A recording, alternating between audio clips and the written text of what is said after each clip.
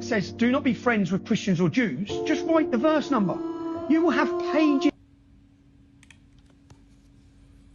Hey ChatGPT, how many verses in the Quran does it tell the Muslims to not be friends with the Christians and Jews? Please don't elaborate too much. Just tell me the verse, how many verses there are. Sure, there's one verse in the Quran that's often cited in this context, which is Surah Al-Ma'idah, verse 51.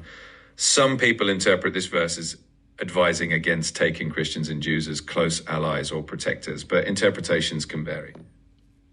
What's the mainstream Sunni understanding of that verse?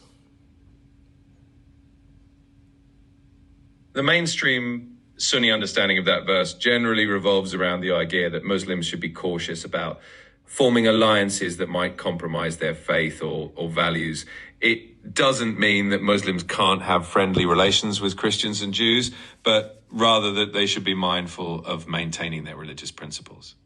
Brilliant. Okay, so I was told by someone on TikTok, he's very famous in the UK actually, like talks about Muslims and stuff, that there's like if you were to read the Quran and write down every verse that mentions Muslims not being friends with Christian Jews, you end up with pages and pages of verse numbers. Is that true?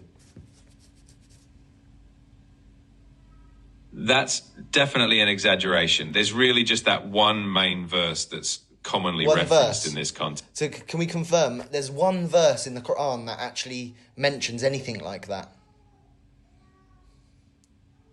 Yeah, that's correct. There's really just that one verse, which is Surah Al-Ma'idah. So in that one verse, is it talking about political allies, or is it talking about one-on-one relationships and social interactions? The verse is generally understood to be talking about political or protective alliances rather than... All right, thank you. What a load of rubbish. What a load of rubbish, Tommy.